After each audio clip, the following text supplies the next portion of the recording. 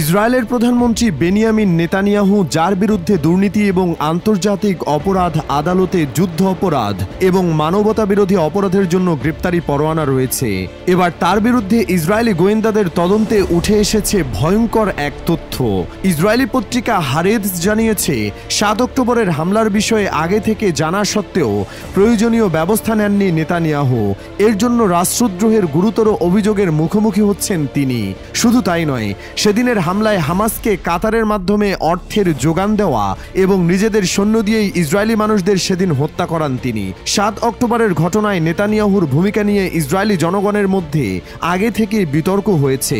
সেই সময় যুক্তি দেওয়া হয়েছিল, হামাস ৭ অক্টোবরে ১২০০ জনকে হত্যা করেছে। তবে উপলব্ধ প্রমাণের সাথে এটি অসঙ্গতিপূর্ণ, কেননা হামাসের কাছে কোনো অস্ত্র সরঞ্জামই এতটা কার্যকর ছিল না যে এতটা অল্প সময়ে এমন প্রভাব ফেলতে পারে। হারেদস পত্রিকা জানিয়েছে, সেদিন কর্তব্যরত সৈন্য এবং এলাকার প্রত্যক্ষদর্শীদের সাক্ষ্য থেকে প্রকাশ করে যে হানিবাল নির্দেশিকার আদেশ দেওয়া হয়েছিল এবং ওই অঞ্চলে পাঠানো ইসরায়েলি সেনাবাহিনী তাদের নিজস্ব সৈন্য এবং নাগরিকদের হত্যা করেছিল, যাতে তারা হামাসের হাতে আটক না হয়। অন্য কথায়, নেতানিয়াহুর দায় কেবল হাজার হাজার ফিলিস্তিনিদের গণহত্যাই নয়, বরং তার নিজস্ব সৈন্য ও মানুষদের হত্যার জন্য তিনি দায়ী। ৭ অক্টোবর ইসরায়েলের সামরিক গোয়েন্দা সংস্থার প্রধান আমান এবং চিফ অব স্টাফ তাদের ব্যর্থতার কারণে পদত্যাগ করেছিলেন। এরপর নেতানিয়াহু শিন বেইটের প্রধান রোনেন বারের পদত্যাগ চেয়ে বসেন। তবে রোনেন বার পদত্যাগ করা থেকে বিরত থাকেন এই বলে যে তারা দীর্ঘদিন ধরে নেতানিয়াহুর বিরুদ্ধে তদন্ত পরিচালনা করে আসছেন এবং এই পর্যায়ে পদত্যাগ করা তার পক্ষে উপযুক্ত হবে না। মূলত নতুন সংকট এখান থেকেই শুরু। নেতানিয়াহু তার বিবৃতিতে বলেন, তিনি আর শিন বেইট প্রধান রোনেন বারকে বিশ্বাস করেন না এবং তাই তার সাথে কাজ করতে চান না। যদি রোনেন পদত্যাগ না করেন, তাহলে তিনি তাকে বরখাস্ত করবেন। তাছাড়া ইসরায়েলি আইন অনুসারে প্রধানমন্ত্রীর শিন বেইট প্রধানকে বরখাস্ত করার ক্ষমতা রয়েছে।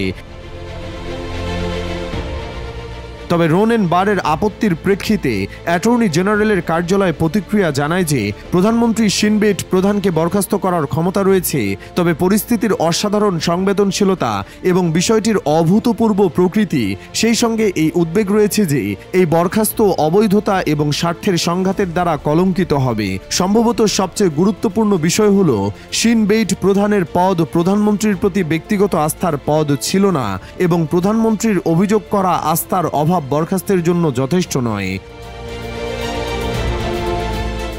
আরও জানা গেছে, শিন বেইট প্রধানকে অভিশংসন প্রক্রিয়া শুরু করার জন্য নেতানিয়াহুকে প্রথমে অ্যাটর্নি জেনারেলের অফিস থেকে একটি অনুকূল মতামত নিতে হবে। তারপর যদি আইনি উপদেষ্টা বোর্ড সিদ্ধান্ত নেয় যে প্রধানমন্ত্রীর উপস্থাপিত ভিত্তিগুলো অভিশংসনের জন্য যথেষ্ট, তাহলে নেতানিয়াহু তার কর্তৃত্ব প্রয়োগ করতে পারেন। তবে প্রকৃতপক্ষে নেতানিয়াহুর সাথে একটি বৈঠকে অ্যাটর্নি জেনারেল গালি বাহারফ মিয়ারা তাকে ব্যক্তিগতভাবে জানিয়ে দিয়েছেন, শিন বেইটের সাথে স্বার্থের দ্বন্দ্বের কারণে তাকে বরখাস্ত করা উপযুক্ত হবে না। তবে নেতানিয়াহু সমস্ত আইনি সতর্কবার্তা উপেক্ষা করে ঘোষণা করেন, তিনি তার সরকারি অংশীদারদের সহায়তায় রোনেনকে বরখাস্ত করেছেন। ইসরায়েলের প্রাক্তন প্রধানমন্ত্রীদের একজন এহুদ ওলমার্ট বলেছেন, ইসরায়েলের সবচেয়ে বড় শত্রু হামাস বা ইরান নয়, ইসরায়েলের আসল শত্রু নেতানিয়াহু। এরা সেনাবাহিনী এবং গোয়েন্দা সংস্থার সঙ্গে সংঘর্ষে লিপ্ত হয় রাষ্ট্রকে দুর্বল করে দেয়। তিনি আরও উল্লেখ করেন, নেতানিয়াহু যদি পদত্যাগ না করেন, তাহলে দেশটি দ্রুত গৃহযুদ্ধের দিকে এগিয়ে যাবে।